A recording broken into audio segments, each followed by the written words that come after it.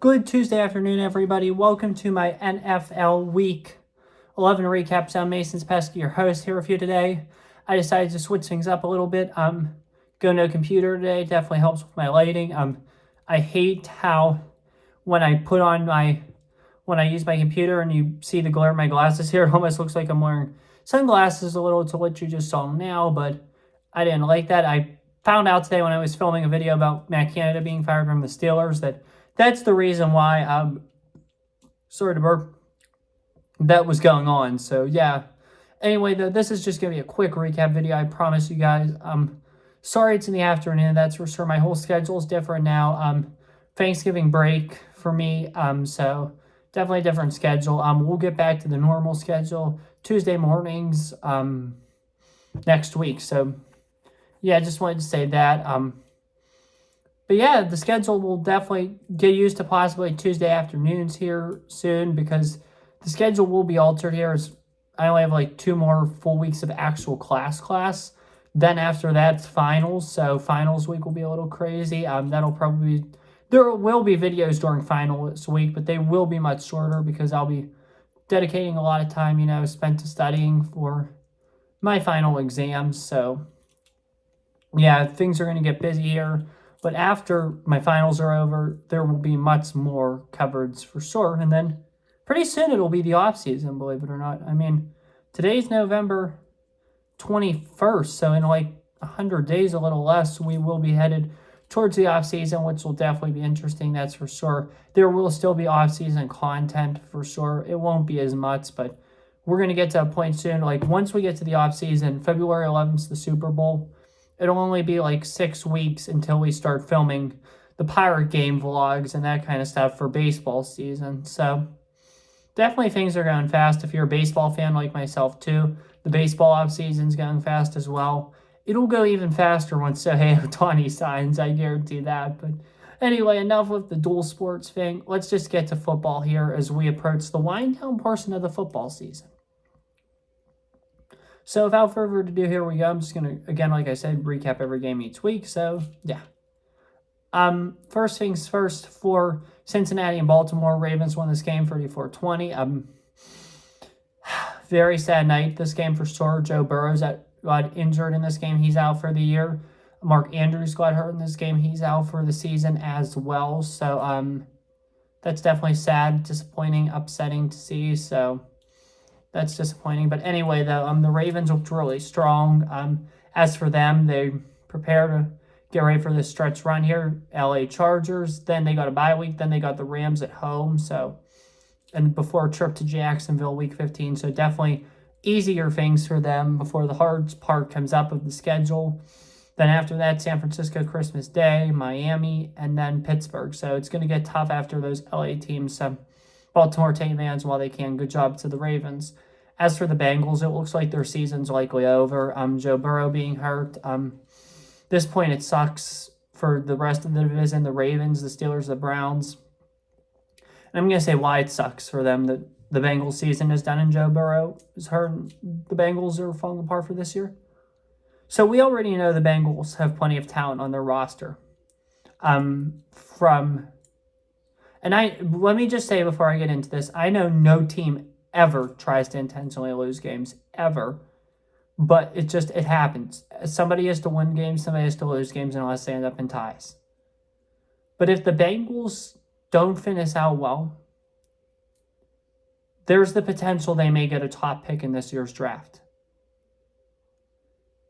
This is a Bengals team that already has the likes of Joe Burrow, Jamar Chase, T. Higgins, Joe Mixon, and others.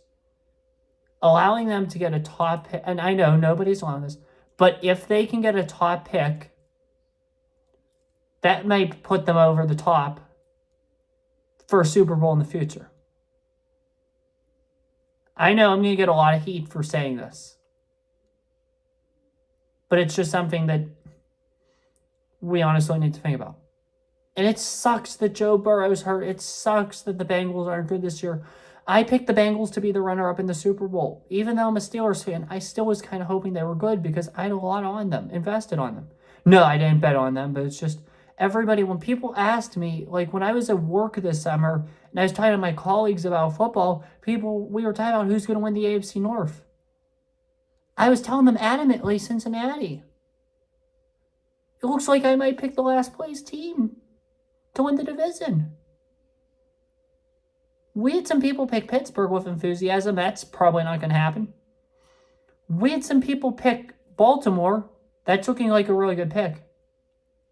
Surprisingly, nobody picked Cleveland. And Cleveland right now looks like the strongest team in the division. If Deshaun weren't hurt, this team could be Super Bowl contenders. Don't get me wrong, credit to Baltimore. What they've done is amazing, but definitely an interesting division, that's for sure. On to some 1 o'clock games here now. Vegas and Miami. Miami won this game 20-13. Not much to say here. Miami's just really good. Sitting nice and pretty. 7-3 right now. Definitely trending in the right direction. They're probably going to win the AFC East this year. That'll be nice to see a home playoff game at South Beach. So definitely good things coming for Miami. Tyreek Hill's unstoppable, and look out for this team. Although they are kind of frauds. They have not been a team over 500. They've played mediocre teams, so they might not be a good team in the playoffs. They're truly a wildcard team. Don't know. We'll find out. As for the Raiders, good job. You guys played Miami really well. I mean, I kind of expected this game to be a little more high scoring, but it was one touchdown, only decided by touchdown. Exactly what I predicted. So good job to the Las Vegas Raiders, that's for sure. They have a good head coach, Antonio Pierce. Hopefully he gets considered for the long-term job because I do truly think he'd be a good fit. So it'll definitely be interesting to see what they do in the offseason. So that's all I have to say with that. On now to the AFC South. The Jaguars beat the Titans 34-14. Great win for sure by the Jaguars. Definitely rebounding. Look really good for sure. They have a tough divisional challenge coming up here soon and another team working right behind them. We'll get to them next. But anyway, though, so yeah, I mean, Jacksonville's on the right path for sure. Lawrence showed what he could finally do. Calvin Ridley looked good. Surprisingly, ETN did not have a big day. I was happy, though, about that because I played him in fantasy. I lost, but still better to not get pounded. Although I kind of did get pounded. The final score was 170-138. And I was the second highest scoring team in the league this week, so definitely sucks, but it is what it is. I mean, there's other things out there to worry about, so not a big deal. Life keeps going on. Anyway, though, life keeps going on, too, for the Jaguars because they're looking nice and pretty at 7-3. But like I said, they have a tough team working right behind them, and we'll get to them next. As for the Titans, this season's a lost cause. I don't know if Will Levis is the answer. I really like the guy in the draft, but I don't know. I'm really disappointed right now after that first game. I mean, looked very strong early, has struggled 3 straight games, so I don't know what to make of Will Levis. I mean, they got to give him time, but who knows if he's the long-term answer or quarterback, so that's all I have to say. And please give Derrick Henry the ball more. That's the other... Sorry, I was so aggressive there. He's on my fantasy team as well, but you got to give him the ball more. I mean, he's gone 8 points in the past 2 games combined. My cousin, the one who traded to me, said he's so hit or miss. I didn't think that. I thought he was going to go off. He's had like 1 good week ever since I acquired him from my cousin. And that's why they're not succeeding. Not because of Levis. They're not running him a lot at all. It's fair now to ask the question, are Derrick Henry's best days behind him? And the answer for me is yes. Yes, they are. He's a free agent after this year, but any team who signs him shouldn't sign him for more than like a 1 or 2 year deal for real cheap. His best days are behind him. We all know this. So he's not the power back he used to be. That's all I have to say. I probably wouldn't sign him, so yeah. On to the other team now I want to talk about. This team is really looking strong right now. The Houston Texans defeat the Arizona Cardinals 21-16. Texans are now 6-4. Cardinals fall at 2-9. This was a little bit of a scare, though, for the Houston Texans. That is for sure. Definitely a scare. And here's why. You just be the second worst team in the league by 5 points on your home field. You should have blown this team out. CJ Stroud first 3 interceptions. And I want to give a shout out to Andrew Filipponi, Chris Mahler, those guys on 93.7 The Fan. As you guys all know by now, Pittsburgh Steelers fired Matt Canada as their offensive coordinator. And they were discussing some names. And if we would have fired Canada at the end of last year, like I would have done, instead of let him go on another year. They discussed Bobby Slovic, OC for the Texans, having a home in this area called Baldwin, Whitehall. Or relatives of him have a home in Baldwin, Whitehall, which is like 20 minutes from Pittsburgh. And then they discussed, and then they said, look at what he's done with CJ Stroud. I want that to just sink in. I'm going to say it again. Look at what he's done with CJ Stroud. Pause and think about that for 5 seconds. Okay. They basically just said what we all know, or at least what I believe. CJ Stroud is a good quarterback in the NFL because he is being coached by a good coordinator. Slovic came from Shanahan's offense. The Shanahan system makes it work for almost any quarterback. That is why CJ Stroud is succeeding right now. Yes, he is talented. Yes, he is faithful, and he has a deep belief in God, which I love about him. However, you're seeing his strengths because of that system he's in. So it's all coaching. If you put him in Pittsburgh, or even like a system that's awful on offense, he'd be failing miserably.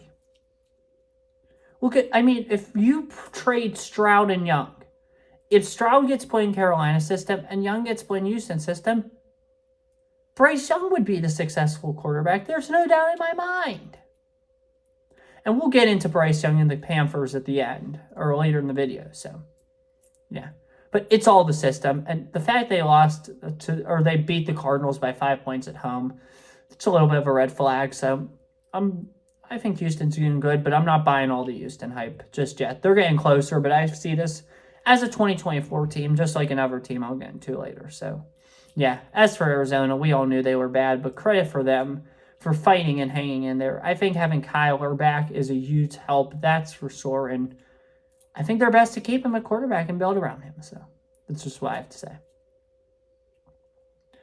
On to the AFC West now. This was probably one of the games I was happier about this week. I was kind of happy to see this outcome. Green Bay Packers defeated the Los Angeles Chargers 23-20. Great win by the Packers, that's for sure. They now move on to Thanksgiving to play the Lions in Detroit. Go Lions. But the Packers look strong. So, yeah, they're looking good, 4-6, coming along strong. So, hopefully next year they have a better year. As for the Chargers, everybody's seat is warm right now in LA. Everybody. Justin Herbert is so overrated. Nobody is willing to come out and say it. He is overrated, and there is no doubt in my mind that he is overrated. Why couldn't he beat the Packers? I mean, this team is not very good. Kenny Pickett, who's under so much heat right now in Pittsburgh, beat the Green Bay Packers. Justin Herbert, who is like this amazing top 5 quarterback, did not beat the Packers. I respect the guy. He won me a fantasy championship last year. However, enough is enough. Is Herbert the answer in LA? Put him with a Mike McDaniel or a good offensive mind? Yes, he can be, and he can look talented. But put him with Brandon Staley? No. He's just a coordinator guy. Same with Todd Bowles in Tampa. So they're just meant to be coordinators. I hate to say it, but Staley's probably done in LA. Tom Telesco, amazing GM, great guy, love him. Possibly done there too, unfortunately. So, yeah, it's just my take. Chargers are a mess. I knew they'd be a mess. I knew they were overrated. Everybody overrates them every year. There's nothing special about this team. there's truly nothing special about the Los Angeles Chargers. So just take it from me. Anyway, though. Now on to the NFC East. We'll talk about the Giants and Commanders first. The Giants got a big win in the nation's capital. Just a couple quick takeaways from this one. Giants are better than their record. It's just they had an unfortunate little string of events. The schedule got tougher for them. They just were unwilling to adapt sometimes. But this team's going to be better next year. They could still eke out a couple more wins. As for this year, they're 3-8 now. Maybe they'll get 5-12, 6-11. That would be okay. Even 7-10 would be good for them. 6-11 would be nice, but 7-10 would be good. But yeah, for sure. Hopefully they can improve with a higher draft pick in the offseason. So just keep it at that. But good win by the Giants, that's for sure. Sorry to burp. As for the Commanders, I don't know. Ron Rivera is not the guy. Obviously, another one. Him and Staley both. They went for a lot. They both had cancer. They both overcame cancer. So it sucks that I'm saying this about them both, but they're not cut out anymore for their respective places. So put them in new environments, they might succeed, but I think they're both done in LA and DC. Ron Rivera's time is likely up in DC. Hopefully Bieniemy gets a shot at a head coaching job there, so that's all I have to say. We'll see. But tough times in DC. I don't know what they're going to do about the quarterback situation. I don't know if Sam Howell's truly cut out to be the guy yet, or if not. So that'll be something we'll have to see at a later date. So all I have to say about that. On to this one now. Dallas and Carolina. Dallas destroys the Panthers by a final score of 33-10. Dallas, they're just remarkable. They looked very good. Definitely dominating in all three phases. I think they're 7-3 now.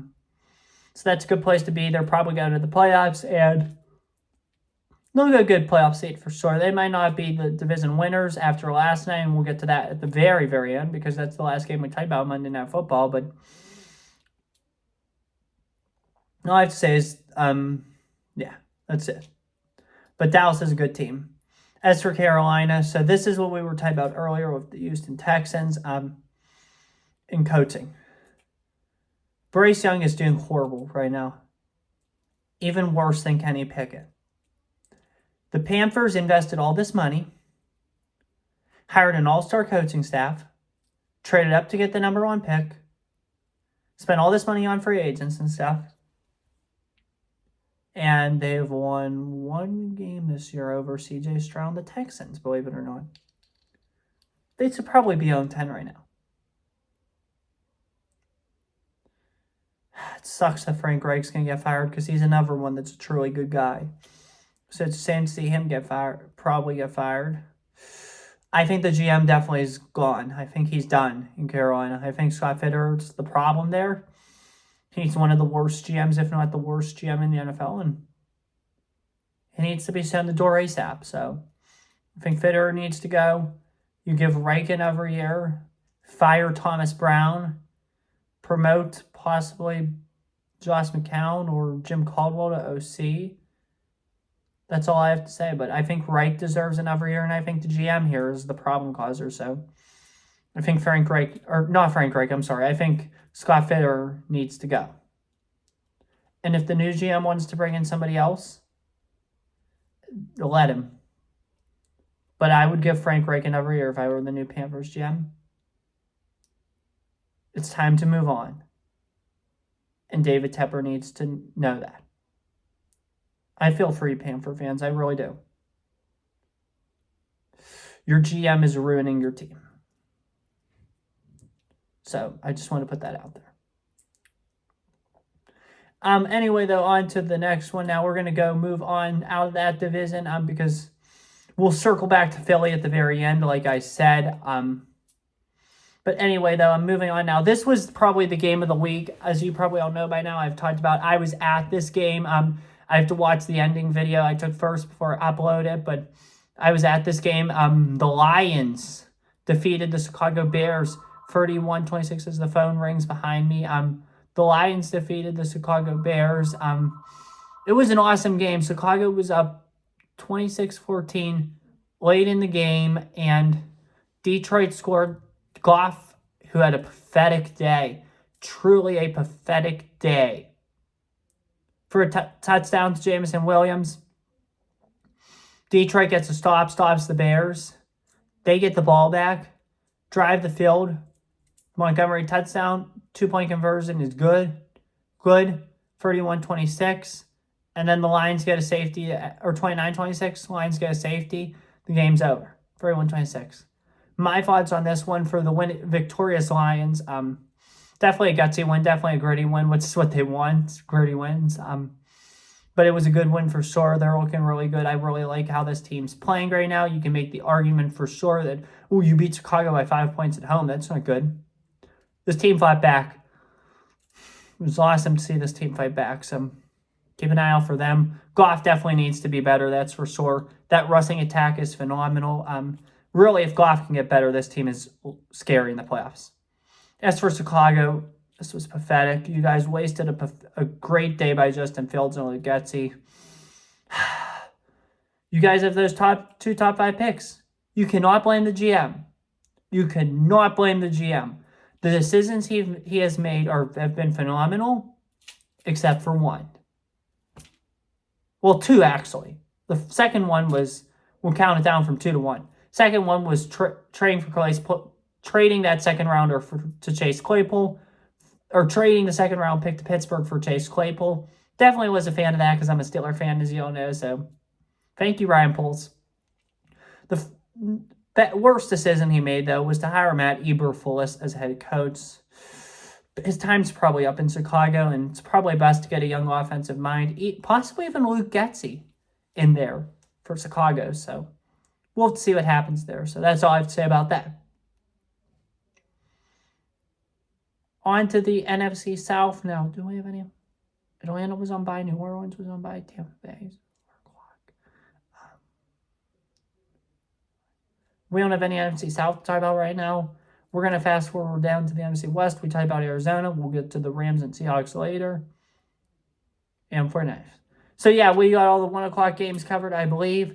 Now let's move on to the 4 o'clock games. I think there are only 3 of them. We're going to start off now with Tampa and San Francisco. San Francisco got the W. Just a couple things to say here. Brandon Ayuk is a dangerous player. He's very talented. So definitely keep an eye out on him. Top receiver, that's for sure. So, yeah, that's all I have to say about that. The 49ers, they're back. Debo's back. They had a bye week. They're refreshed now. This team just had a couple down weeks against Midwestern teams, but now that stretch is behind them, it's good to see the 49ers winning some games here again. So, yeah. As for the Bucs, they played better than they did last year. They look better than they did last year, too, but I just don't know if this is the year for the Bucs in terms of the division and all that. So, yeah, that's all I have to say about that. So, things ain't looking too good for Tampa right now, unfortunately. 2 4 o'clock games we got to get to here. We're going to start off, continuing the NFC here because we'll still do NFC West. Seattle Seahawks and the Los Angeles Rams. The Rams come back from behind to beat the Seahawks. I think it was I don't know, actually. I think 1917, I want to say the final score was. I don't know 100%, but just a couple quick tidbits from this game. For the Rams, great win. You guys looked really good. Hopefully Cooper Kupp's okay. Stafford, the offense, they showed what they could truly do. So, big win for the Rams, that's for certain. Like I said, they're not as bad as people think they are. As for Seattle, this was a horrible loss. I'm just going to say it straight up. This was a horrible loss. You cannot lose games like this if you want to stay in the playoff and division hunt. You just can't. The whole team looked pathetic, especially on offense. The question now becomes for Seattle. Is losing Kenneth Walker, will it have the same impact on the Seahawks as losing Debo did to the Niners? I think so. I picked up Sabernet today in one of my leagues, but I don't think he's nowhere near as good as Kenneth. Kenneth's amazing. I said that coming out of the draft, and I'll continue to say that. He is an amazing player. Look at Michigan State football. That's where he went. 2021, they're 10-2. They had this miraculous season, and they go to the Pete's Bowl and win. Or that's 2021, I'm sorry. After this season, and they beat a college football playoff team in Michigan. 2022, Michigan State finishes 5-7. Kenneth Walker declared for the NFL draft prior to this season. He got drafted by Seattle after his amazing 2021 campaign. And in 2022, Michigan State stunk. 2023, they're even worse, but that's largely in part because of the coaching situation up there. Point being is this, Kenneth Walker's a difference maker, and we all know this. So this Seahawks team might have its struggles down the stretch, especially if they're without him. Just wanted to put that out there. So, yeah. Anyway, last game. Now, this is not much of a game to talk about. The Bills beat the Jets like 32-6 or something bad. I don't know, 29-6 maybe. I don't know, but didn't fall much of the 4 o'clock games, that's for sure. But because they were all awful, just blah.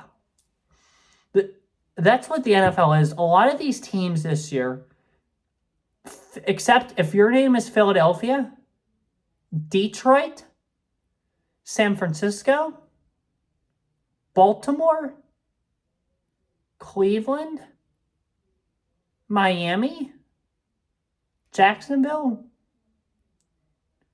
Houston. If you're not one of the teams I just named, you've pretty much been just blah this whole season. Maybe Dallas. Maybe Dallas. But point being is a lot of teams have just been blah. And nobody could be more blah right now than the Jets. I get it. You guys don't have Aaron Rodgers. That was a big blow, and that stung for you guys. If you had Rodgers right now, you guys are 4-6, okay? If you had Rodgers right now, you guys would probably be 6-4. I guarantee it. So don't blame Hackett. Don't blame Salah. Blame Zach Wilson. Rodgers needs a quality backup behind him, and that's not what Zach Wilson is. Rodgers is appearing to do very good in his recovery. Hopefully next year he can have a big year on the playing field, and we can see what this Jets team is truly made of. But I think a lot of talent is being wasted right now on this team. That's all I have to say there, but the Jets, they're just bad. Zach Wilson's horrible. And I knew he'd be horrible. He's probably the biggest draft bust ever. And I knew that.